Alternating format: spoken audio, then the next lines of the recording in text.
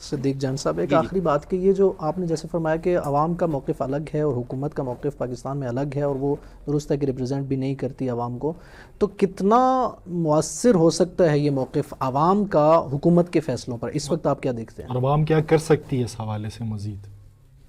دیکھیں، عوام کیا کر سکتی ہے، یہ تو ایک پاکستان کے اندر دو واقعات ایسے ہوئے جس کے بعد سچی بات یہ ہے کہ لوگ بہت خوف زدہ ہیں، ایک 26 نومبر کا واقعہ اور ایک مرید کے کا واقعہ۔ جی اب اس کے ان دونوں کے بعد جو لوگوں کے اندر خوف ہے وہ کیا کر سکتے ہیں، یہ مشکل سوال ہے، کچھ کہنا قبل از وقت ہے۔ لیکن عوام دیکھیں، پاکستان کے لوگ اس وقت یہی کر سکتے ہیں کہ وہ سوشل میڈیا کے اوپر ایران کی سپورٹ کر رہے ہیں۔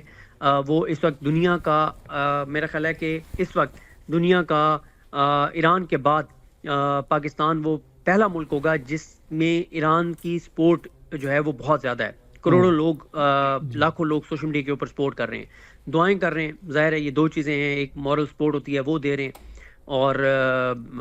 یہی پاکستان کے لوگ کر سکتے ہیں۔ باقی جو حکومت ہے، کیونکہ پاکستان کے اندر جو حکومت ہے وہ اس نے اتنا ایک اپنے جبر کے ذریعے اتنا کنٹرول حاصل کر لیا ہے، اور عدالتیں جو ہیں وہ رہی نہیں ہیں، باقی آئین رہا نہیں ہے، قانون رہا نہیں ہے، اصول قاعدے ضابطے رہے نہیں ہیں، تو اس لیے لوگوں کے لیے مشکل ہو گیا ہے کہ وہ پرامن طریقے سے نکلیں اور اپنا احتجاج ریکارڈ کروائیں۔ آپ کو صدیق جان صاحب یہ نہیں لگتا کہ پاکستانی جو حکومت ہے اس کو پاکستان کے نیشنل انٹرسٹس کو مد نظر رکھنا چاہیے، اور انہیں یہ دیکھنا چاہیے کہ پاکستان کے نیشنل انٹرسٹس کے لیے کیا اسلامک ریپبلک آف ایران جو موجودہ اس کی صورتحال ہے وہ اسی طرح رہے، یا وہاں پر رجیم چینج ہو اور گریٹر اسرائیل کا پروجیکٹ جو ہے وہ آگے بڑھے؟ تو ان دونوں میں سے کون سا پاکستان کے نیشنل انٹرسٹ میں ہے، اور کیا واقعاً ہمارے حکمران جو مقتدر طبقہ ہے کیا وہ اس پیرائے میں سوچ رہے ہیں؟ دیکھیں، آپ اس چیز سے ہٹ کے بھی کہ ایران، خدا نخواستہ ایران کا گرنا جو ہے وہ پاکستان کے لیے ایز اے ملک بالکل پاکستان افورڈ نہیں کر سکتا، وہاں کی رجیم کا گرنا بالکل پاکستان افورڈ نہیں کر سکتا۔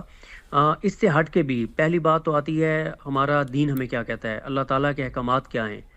نبی کریم صلی اللہ علیہ وسلم کے احکامات کیا ہیں، تو وہ واضح ہیں کہ ظالم کے خلاف جو ہے وہ مظلوم کے ساتھ کھڑے ہونا ہے۔ تو مسئلہ یہ ہے کہ ایز اے مسلمان بھی، ایز اے انسان بھی، ایز اے پاکستانی بھی، ہر حوالے سے اس وقت پاکستان کو ایران کے ساتھ کھڑے ہونا چاہیے، کیونکہ ایران ایک دیکھیں نا،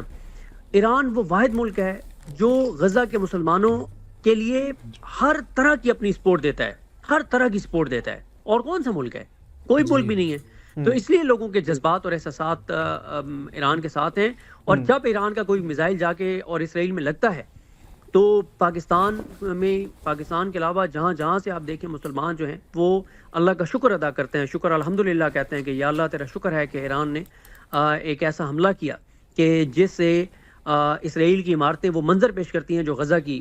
عمارتیں جو ہیں وہ منظر دکھا رہی تھیں۔ ایک میں آخری بات اس میں کرنا چاہوں گا،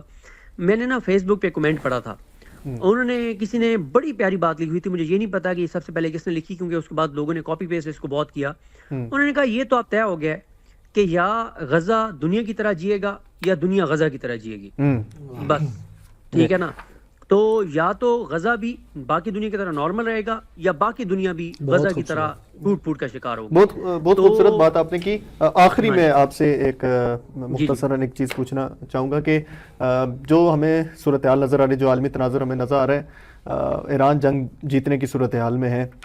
کفر و استکبار جو ہے وہ گھٹنے ٹیکنے پہ آ چکا ہے۔ کیا ایران جب یہ جنگ جیت جائے گا تو یہ کیا اکیلے ایران کی جنگ ہے، یہ خطے کی جنگ ہے، امت مسلمہ کی جنگ ہے، یہ کس کی جیت ہے؟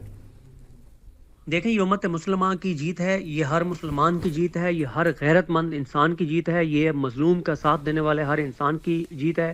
ظالم سے، یزیدیوں سے، یزید سے نفرت کرنے والوں کی جیت ہے، اور جو اس دنیا کو امن کا گہوارہ بنتا ہوا دیکھنا چاہتے ہیں یہ ان کی جیت ہے۔ جو یہ لوگ سمجھتے ہیں کہ کسی بے گناہ کی جان نہ جائے، یہ ان کی جیت ہوگی۔ وہ جو دعائیں کرتے تھے اللہ تعالیٰ سے کہ ہم ظالم کا انجام اپنی آنکھوں سے دیکھیں، آج آپ ٹرمپ کی ویڈیوز دیکھیں، جب وہ سامنے آتا ہے تو اس کی حالت کیا ہوئی ہے، اس کی شکل دیکھیں، اس کے اعصاب دیکھیں، اس کو چلتے ہوئے دیکھیں، کہاں ہے اس کا وہ غرور، اس کا وہ تکبر؟ وہ جو کہتا تھا کہ میں 24 گھنٹوں میں یہ کر دوں گا، وہ جو کہتا تھا 48 گھنٹوں میں یہ کر دوں گا، وہ جو کہتا تھا 72 گھنٹوں میں ایران کو گھٹنوں پر لے آؤں گا۔ تو بات یہ ہے کہ ایران نے کس نے سوچا تھا کہ تل ابیب کی جو عمارتیں ہیں وہ غزہ کی عمارتوں کا منظر پیش کریں گے؟ بالکل بالکل. تو بہرحال جی اللہ تعالیٰ ایران کی غیبی مدد کرے. ہر مسلمان کی یہ دعا ہے اور ہر مسلمان یہ دعا کرتا ہے کہ یا اللہ ایک ہی غیرت مند غیرت والا بہادر ملک ہے جو اس وقت ظالم کے خلاف کھڑا ہے، تو یا اللہ تو اس کی مدد کر اور ہم ظالموں کا انجام اپنی آنکھوں سے دیکھیں، ہم ظالموں کو تباہ ہوتا ہوا دیکھیں. اور اس وقت جس طرح سے امریکہ کی اکانومی بلیڈ کر رہی ہے، تو یہ ساری جو ہیں وہ ایز اے مسلمان ہمارے لیے خوشی کی خبریں ہیں کہ عالمی دہشت گردوں کا بہت زیادہ نقصان ہو رہا ہے اور یہ سارا نقصان جو ہے وہ ایران کر رہا ہے. بہت شکریہ صدیق جان صاحب کہ آپ نے لائیو ٹرانسمیشن میں ہمیں اپنا قیمتی وقت عنایت فرمایا.